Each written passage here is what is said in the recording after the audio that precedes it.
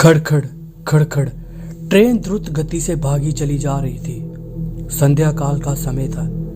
तेज बारिश और बीच बीच में बिजली की चमक वातानुकूलित कोच की खिड़कियों से अपनी उपस्थिति दर्ज करा रही थी। कैबिन का एकांत और ये भयावह मौसम मुझ जैसे डरपोक आदमी को और डरा रहा था। थोड़ी देर के बाद गाड़ी के पहियों की रफ्तार कम हुई और एक मध्यम से स्टेशन पर गाड़ी रुकी। बारिश इतनी ज्यादा तेज थी कि मैं स्टेशन का नाम नहीं पढ़ पा रहा था। मैं अपने केबिन में अकेला था और इस उधेड़-बुन में था कि कोई सहयात्री आए जिससे वार्तालाप करते करते आगे का रास्ता आसानी से काटा जा सके और एक अंदरूनी भय जो मेरे अंदर जागृत हो चुका है उससे मुझे निजात मिल सके। तभी किसी ने कैबिन का दरवाजा खटखटाया और एक शांत सा दिखने वाला व्यक्ति कैबिन में दाखिल हुआ। अपना सामान आदि व्यवस्थित करने के बाद वो मेरी तरफ देखकर मुस्कुराया और मेरी तरफ हाथ आगे बढ़ाकर उसने अपना परिचय दिया। मैं मिस्टर घोष हूँ। वो बोला, मैं कोलकाता जा रहा हूँ पुनर्जन्म से संबंधित एक कार्यशाला से भाग लेने के लिए। मैंने उसे बताया कि मैं कानपुर में व्याख्याता के पद पर हूँ और पटना जा रहा हूँ। उसने कुछ खाने का सामान निकाला और मुझसे भी खाने हेतु आग्रह किया, किंतु मैं बहुत ही संशयित व्यक्तित्व का प्राणी था। ट्रेन में किसी अजनबी के द्वारा दिए गए खाने को लेना असंभव था मेरे लिए। मैंने बहुत विनम्रता से उसके आग्रह को ठुकराया। वो भी कम उस्ताद नहीं था। जोर से हंसकर बोला, संशय कर रहे हैं मेरे ऊपर? अभी तो कुछ नहीं है, देखिए आगे आगे क्या होता है। उसके ये शब्द सुनकर मुझे सांप सूंघ गया, किंतु मैंने किसी तरह अपनी घबराहट को छुपाए रखा। कोई स्टेशन आने पर वो उतरता और ट्रेन चलने के बाद किसी दूसरे कंपार्टमेंट से चढ़कर फिर आ जाता।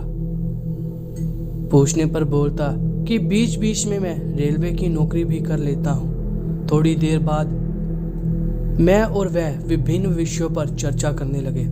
उसने पुनर्जन्म से संबंधित बातें प्रारंभ की और पुनर्जन्म को अंधविश्वास बताया। थोड़ी देर बाद उसने मुझसे पूछा कि क्या आप भूत प्रेत पर विश्वास करते हैं? मैंने कहा बिल्कुल। वो जोर से हंसा और बोला, यह सब बकवास है। मुझे भूतों पर विश्वास था, किंतु वो भूतों के अस्तित्व को नकारता रहा। रात अपने यौवन पर पहुंच चुकी थी।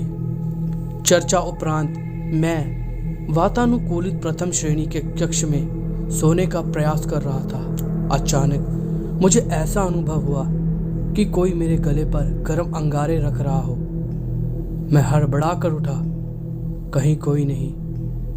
मेरे अलावा उस कक्ष में मेरा वही सहयात्री था जो सामने की बर्थ पर लेटा घोड़े बेचकर सो रहा था। मैं फिर से सोने का प्रयास करने लगा।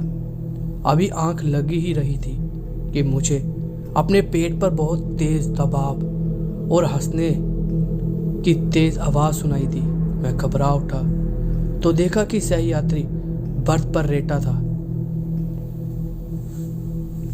लगभग 1-2 मिनट बाद वो अचानक कहीं से आया और बोला, जनाब सोए नहीं आप? मैंने अपनी घबराहट को रोकते हुए उससे कहा, अभी नींद नहीं आ रही और मैंने अपने बैग से एक मैगजीन निकाली है और पढ़ने का बस पढ़ रहा था। सहयात्री भी बर्थ पर लेट गया और कुछ देर के बाद में उसके खर्राटे कैबिन में गूंजने लगे। मैं भी थोड़ा निश्चित हुआ और बर्थ पर आंख बंद करके लेट गया। ट्रेन काफी धीमी होती, कभी रफ्तार पकड़ लेती, लेकिन मेरे दिल ने अब तेज रफ्तार पकड़ ली थी। भय और घबराहट के कारण लघु शंका की इच्छा अपने आप जीवित होती जा रही थी और मैं टॉयलेट की तरफ मुड़ा। जैसे ही मैंने अपने टॉयलेट का दरवाजा खोला, वो सहयात्री मुझे अंदर दिखा और मैं चिल्लाते हुए अपनी बर्थ की तरफ भागा। देखा तो वो सहयात्री इत्मीनान से अपनी बर्थ पर सो रहा था। मैंने घबराहट से उसे जगाया। वो बोला, अरे क्या हुआ? इतना मासूम लग रहा था वो जैसे कुछ जानता ही ना हो। मैंने कहा, आप यहाँ भी और वहाँ टॉयलेट में भी? वो कुटिलता से हंसा और बोला, मैं कितने रूप में कहीं पर भी आ जा सकता हूँ। घबराहट के मारे मैं पसीने से तरबदर बिल्कुल निर्जीव सा खड़ा उसके सामने। वो बोला, तुम्हें भूतों पर विश्वास नहीं था ना? तुम्हें तुम्हारे विश्वास का प्रमाण देना था। तुम्हारे जैसे लोगों के कारण ही हम भूत पिशाच लोगों का अस्तित्व है। इतना कहकर वो मेरी आंखों के सामने अचानक कहीं गायब हो गया। मैं डर के मारे अवाक और निर्जीव सा अपनी बर्थ पर बैठा रहा। तभी कैबिन के अंदर टिकट निरीक्षण आया। उसका चेहरा देखकर मुझे बेहोशी सी छाने लगी, क्योंकि ये वही सह यात्री था।